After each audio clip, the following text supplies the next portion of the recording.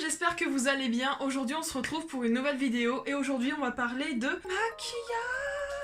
On va parler de make-up aujourd'hui les gars, donc non je ne vais pas faire de reproduction make-up ou d'inspiration ou de tuto make-up. Comme vous pouvez voir je suis déjà maquillée et j'en bave déjà assez parce que j'ai mon œil qui me brûle, tout va bien. Aujourd'hui j'avais envie de vous faire une petite liste et de vous montrer mes produits favoris de chaque catégorie, que ce soit base, fond de teint, poudre, anti-cerne, vous avez compris. Donc, à savoir que ça fait 3 ans que je suis à fond dans le maquillage et qu'en 3 ans, j'ai pu en acheter du make-up. Même un petit peu trop, mais bon. Je me faisais un petit budget, j'ai quand même beaucoup travaillé pour me mettre de l'argent de côté, donc petit disclaimer, je n'ai jamais reçu de produits gratuitement, que ce soit sur cosmétique ou n'importe quoi d'autre ou ce que vous voulez. Tous les produits que j'ai, je les ai achetés moi-même. L'argent est sorti de ma poche. Voilà. Je ne suis pas Crésus, j'ai mis 3 ans à mettre des sous de côté et petit à petit à acheter mes petits produits, donc voilà. On va commencer par la base teint, et là sans hésitation, c'est une base qui coûte un petit peu cher, c'est la base de chez Fenty Beauty. Franchement, sans hésitation, celle-ci c'est ma grosse favorite. C'est la base qui va avec tous mes fonds de teint. Et franchement, la texture est bien, l'odeur elle est divine. Oui, j'ai un problème avec les odeurs de maquillage. L'odeur est divine et franchement le rendu sur ma peau est juste top. On a 32 ml et pour le moment ça n'a pas l'air de bien se vider alors que je l'utilise quand même assez régulièrement. Bon là en ce moment c'est vrai qu'avec le masque et tout je me maquille pas beaucoup, mais le peu de fois que je me maquille j'utilise cette base. Au début je l'avais acheté en miniature pour essayer et franchement j'ai adoré le rendu. J'ai mis un peu d'argent de côté et j'ai pu m'acheter le grand format. En fond de teint, sans hésitation, ça c'est un fond de teint qui est un peu plus abordable que la base que je vous ai présentée précédemment. C'est un fond de teint de chez NYX et sans surprise pour ceux qui me connaissent, le Can't Stop Won't Stop. Donc je l'ai en teinte Vanilla. C'est mon fond de teint favori de tous les temps. Depuis sa sortie, je n'achète que lui. Pourtant, j'en ai d'autres des fonds de teint et avec des finis différents. Voilà, j'ai quand même d'autres marques, d'autres finis, mais sans hésitation, c'est celui-là qui ressort. Parce que c'est un fond de teint qui est mat et j'ai une peau mixte à grasse et vraiment, avec la base de chez Fenty, c'est un putain de combo, les gars. En anti-cerne, on repasse un petit peu à un budget un tout petit peu plus élevé. Ça sera le Shape Tape de chez Tarte, sans hésitation. J'ai la teinte porcelaine beige, donc la 8B. C'est exactement la bonne teinte. C'est mon anti-cerne préféré. Et ça va faire bientôt 1 an que je l'ai toujours pas terminé, sachant que je l'utilise quand même très très régulièrement. J'en mets pas beaucoup dans le sens où la texture est quand même assez fluide. Je mets quelques petits points comme ça sous mes cernes et ça s'estompe et ça s'étale et c'est génial, c'est génial. On passe à la poudre libre et là c'est une belle découverte que j'ai faite récemment. C'en est une de chez I Heart Revolution. Voilà, donc c'est la Coconut, la poudre libre baking tout simplement. Donc elle a un parfum noix de coco, donc ça je l'ai pas choisi parce que chaque teinte a un parfum et du coup la plus claire c'est la teinte l'odeur noix de coco. Ça me dérange pas trop encore, j'aime pas la noix de coco mais encore cette odeur ça va, ça me dérange pas. Par contre il faudrait que je vois si la teinte qui est juste au-dessus de celle-ci n'est pas trop foncée parce que c'est vrai qu'elle me blanchit le teint. Mais voilà, elle maintient très très bien mon make-up, je n'ai pas d'effet matière, j'ai aucun souci avec cette poudre, je l'adore. Et c'est un pot de 22 grammes en plus, donc on a quand même un contenant assez imposant. Pour le bronzer, on retourne à une gamme un tout petit peu plus au-dessus, encore une fois. C'est le Hoola de chez Benefit. Donc là, je l'ai en version miniature. J'ai pris le format voyage parce que j'avais pas forcément les moyens de me payer le gros format. C'est un bronzer qui est très très connu, hein. La teinte est parfaite. La teinte est parfaite pour moi. Par contre, du coup, je suis obligée de vous en présenter un autre parce que j'ai beaucoup hésité et c'est vraiment ceux que j'utilise le plus. C'est une palette pour le visage de chez Kiko. Donc par contre, c'était l'édition de Noël 2019, donc je pense pas qu'elle soit encore disponible. Après, à voir selon chaque année, ils sortent toujours des palettes pour le teint, pour les fêtes. Donc à voir s'il n'y a pas quelque chose d'assez similaire. C'est la Magical Holiday All-in-One Face Palette. Donc voilà, c'est un packaging totalement doré, un petit peu effet miroir, miroir flouté. Et du coup, je suis dégoûtée parce que tout à l'heure j'ai niqué les fards quand je l'ai utilisé. Nous avons donc 4 teintes, un bronzer, un blush mat, un blush satiné et un highlighter. Et franchement le bronzer, je sais pas si vous allez y voir. Vous voyez que là en fait ici c'est quand même assez bombé. Le bronzer, il n'y a plus rien. Je l'ai saigné ce bronzer. Mais pareil, c'est une super teinte pour moi, parce que j'ai la peau assez claire. C'est une teinte qui est presque parfaite, quoi. Franchement, ça se travaille très bien, ça se fond très bien. En ce qui concerne les blushs, toujours cette palette quand même malgré tout, dans le sens où le blush est un rose assez foncé, mais pas trop foncé non plus en fait. Ça se fond très très bien avec le bronzer et le fond de teint. Et franchement, ce blush là, je l'utilise beaucoup en période automne-hiver. J'aime beaucoup mettre ce genre de blush dans les périodes froides comme ça. Par contre, en revanche, pour l'été, je ne mets pas du tout le même blush, dans le sens où j'aime bien avoir quelque chose d'un peu plus, pas trop flash, mais un peu plus clair, un peu plus peps en fait. Donc là vraiment, je n'ai pas moins cher en produit parce qu'il coûte 1$, c'est-à-dire 80 centimes. Qui dit 1$ dit forcément AOA Studio de chez Shop Miss A. Voilà. C'est celui-ci, donc le Perfect Blush en teinte Euphoria 266. Donc là, c'est vrai qu'il paraît extrêmement rose flash, mais quand vous l'appliquez, une tuerie. Une tuerie. Bon, par contre, c'est vrai que le pot est très petit, mais pour 1$, faut pas en demander non plus le double, hein. Et franchement, voilà, très très belle découverte pour 1$. La qualité y est. Mon étape préférée, l'highlighter. J'adore les highlighters. Et surtout, mais alors surtout, les highlighters de chez Beauty Bay. Évidemment, il fallait que je parle de cette marque-là, de cette gamme-là. C'est la gamme Living My Best Light. Donc là, j'en ai deux. J'ai la Delicate et la Ethereal. Donc ce sont deux palettes totalement différentes. Donc là, déjà, la Delicate, nous avons des couleurs assez chaudes. Alors celle-ci, on remarque plus rien parce que il n'y a plus rien du tout. C'est une couleur champagne qui est juste magnifique. Celui-ci, je l'ai pas beaucoup utilisé, celui-ci même jamais. Mais voilà, j'essaie de temps en temps de faire des petits mélanges. Celui-ci est assez bleuté, donc... En ce qui concerne la palette Ethereal, on est sur des couleurs beaucoup plus froides. Pareil, c'est des highlighters que j'utilise très régulièrement. Là, actuellement, j'ai le bleu, je sais pas si ça se verra parce que j'ai mis mon anneau lumineux en couleur chaude. Donc là on a un blanc que je n'ai jamais vraiment testé parce que c'est vraiment très très crémeux, je ne vais pas faire de swatch. Là nous avons un bleu foncé, un bleu avec des reflets violets, donc c'est ce que j'ai mis en base highlighter. Et par-dessus, j'aime bien rajouter cette teinte-là qui est vraiment un blanc à reflet bleu magnifique. Et celui-ci, c'est un rosé, un petit peu, que j'utilise aussi très régulièrement. Vous avez une palette pour pas cher avec des highlighters de qualité, les gars. Franchement, Beauty Bay, très très très bonne marque.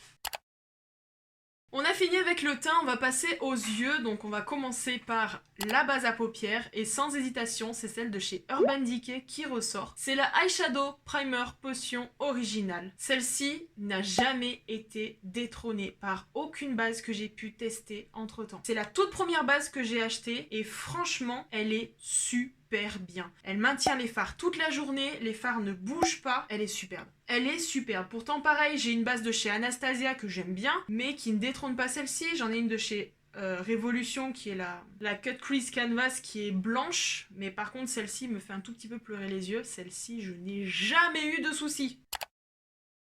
Bon alors par contre pour les fards à paupières, ça va être compliqué les gars. Pour les palettes de fards à paupières, c'est compliqué de faire un choix sur une palette. En fait, ça dépend les saisons, ça dépend beaucoup de choses. À savoir qu'en été, j'aime beaucoup faire des couleurs assez flash, comme là, même si on est en hiver, mais j'ai trop hâte d'être en été, je suis dans la vibe été. Et en hiver, j'aime bien, automne-hiver, j'aime bien faire des couleurs assez chaudes, assez marronnées, bordeaux, ça dépend vraiment la saison. Pour l'été, j'aime bien faire autant de la couleur flash que du pastel. Et qui dit pastel, dit la palette pastel de chez Beauty Bay. Celle-ci, j'ai galéré à me la procurer, hein. Franchement, elle est sortie, elle était out of stock, impossible de l'avoir. J'ai attendu, et quand ils l'ont remise en stock, je l'ai prise. Voilà, palette de 100% mat de couleur pastel. Alors, c'est des fards qui sont assez poudreux, mais qui sont assez faciles à travailler. Et ça, c'est vraiment le top. Bref, voilà, j'aime beaucoup cette palette. Le packaging est super beau. Je sais pas, je pense pas qu'on le verra, mais surtout le blanc, en fait, sur le contour, on a plein de petites paillettes. C'est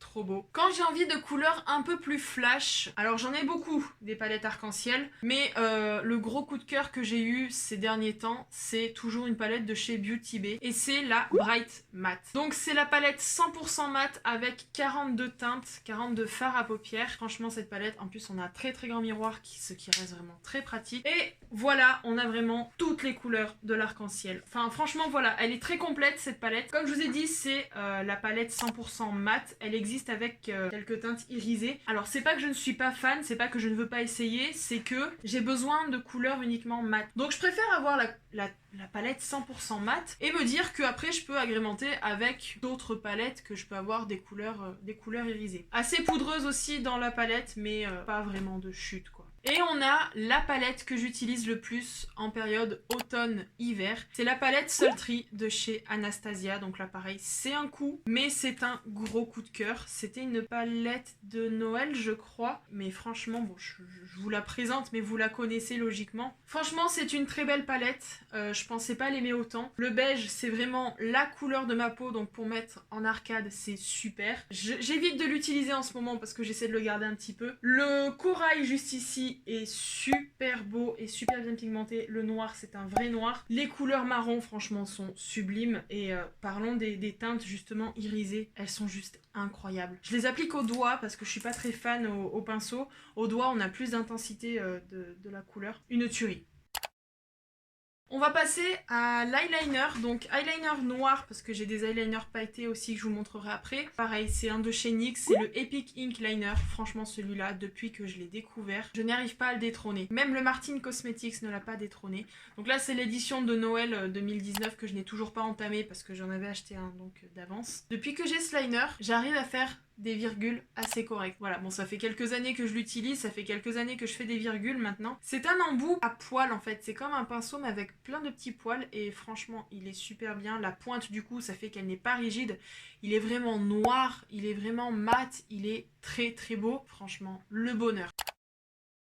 Et je vous parlais de liner pailleté parce que j'en mets énormément quand je fais des cut crease, c'est quelque chose que j'aime beaucoup mettre. Pareil, toujours de chez NYX, donc c'est la gamme Glitter Gold. Donc j'ai 3 teintes, j'ai la teinte Camomille, Zodiac Queen et Diamond Dust. Donc on a un bronze, un doré et un argenté. Donc voilà, vraiment un gros coup de cœur. Et je pense que dès que j'ai je refais mon budget maquillage, je pense que je prendrai d'autres teintes parce que franchement... On va passer au crayon pour les muqueuses, donc muqueuses inférieures et supérieures. Pour la muqueuse supérieure, j'utilise tout le temps du noir. Et pour la muqueuse inférieure, j'utilise en général du beige. Mais ça m'arrive de mettre du noir, ça m'arrive de mettre des couleurs comme actuellement. Donc déjà, je vais commencer par les teintes neutres, entre guillemets. Donc pour le noir et le beige, ce sont la même gamme. Ce sont 2 crayons de chez... Alors par contre, j'ai plus le nom de la marque. Je sais pas si c'est L'Oréal ou Maybelline. Je crois que c'est Maybelline. Non. C'est les infaillibles. Voilà, donc vous avez la teinte Uptown beige et la teinte Back to Black. Des crayons qui sont waterproof, qui sont super résistants, évidemment parce qu'ils sont waterproof. Et franchement, ils sont super bien. Ensuite, on a une autre catégorie de crayons justement, donc les crayons colorés que je peux mettre autant en muqueuse que en rat de cils en tant que base à bien estomper. Ce sont donc de la marque NYX, donc j'ai 2 gammes. J'ai la gamme Off Tropic et la gamme Vivid Bright. Donc c'est exactement la même chose, hein, sauf que c'est pas...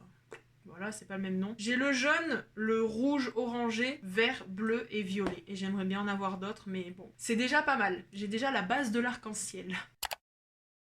Passons au mascara. Alors en ce qui concerne le mascara, sans hésitation, c'est le Lash Paradise de chez L'Oréal. Donc avant, il s'appelait le Paradise Ecstatic, donc à savoir que c'est un dupe du Better Than Sex de chez Too Faced. Donc c'est une brosse comme ça en... je crois qu'ils appellent ça sablier. Et franchement, il est super bien comme mascara.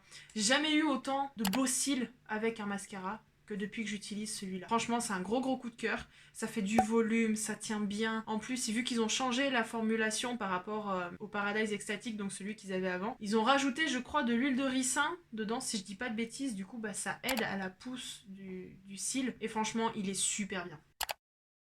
Je vais passer au rouge à lèvres. Alors là pareil, comme je vous ai dit pour les palettes ou le blush, ça dépend les périodes. Je vais vous en présenter quelques-uns, donc je vais commencer par l'été. À savoir qu'en été, comme je vous ai dit, je mets beaucoup de couleurs et j'aime beaucoup un rouge à lèvres en particulier que j'ai découvert grâce à Yoko Rally. Donc c'est un rouge à lèvres de chez AOA Studio, un Wonder Matte, donc en plus il ne coûte qu'1 $. C'est la teinte Echo, donc c'est un violet comme ça qui est magnifique. Depuis que je l'ai, je le mets très régulièrement en été. Clara l'a même essayé, elle a adoré, elle a même acheté un rouge à lèvres violet. Une très très belle couleur, ça tient vraiment très très bien. On le sent pas forcément sur les lèvres, pourtant il y a certains Wonder Matte que j'ai qu'on sent et qui sont pas agréables. Celui-là pas du tout, il est vraiment super.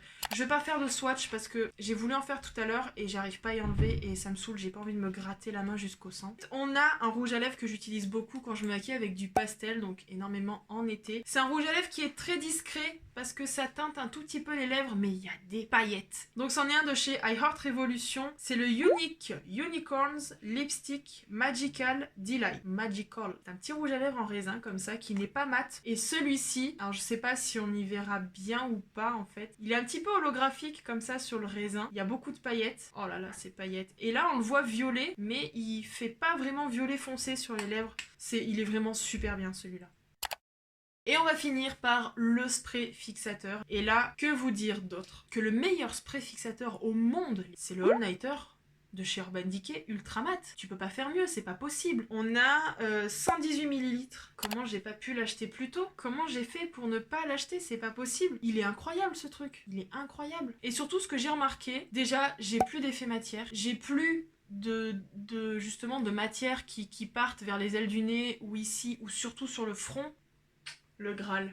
Voilà les amis, c'est tout pour cette vidéo. Donc voilà, je vous ai présenté mes produits favoris dans chaque catégorie de make-up. Et bien écoutez, j'espère que cette vidéo vous aura plu. Si c'est le cas, n'hésitez pas à me laisser un petit pouce bleu. Et dites-moi en commentaire si vous avez des produits favoris, de quelle marque, de quelle gamme, de quelle catégorie. Voilà, n'hésitez pas à me dire ça en commentaire, je serai ravie de vous lire. Et puis quant à nous, on se retrouve dimanche à 16 h pour le premier jour de vlog week-end. Merci de m'avoir regardé sur nos petits bonheurs en espérant que vous ayez trouvé le vôtre. Salut!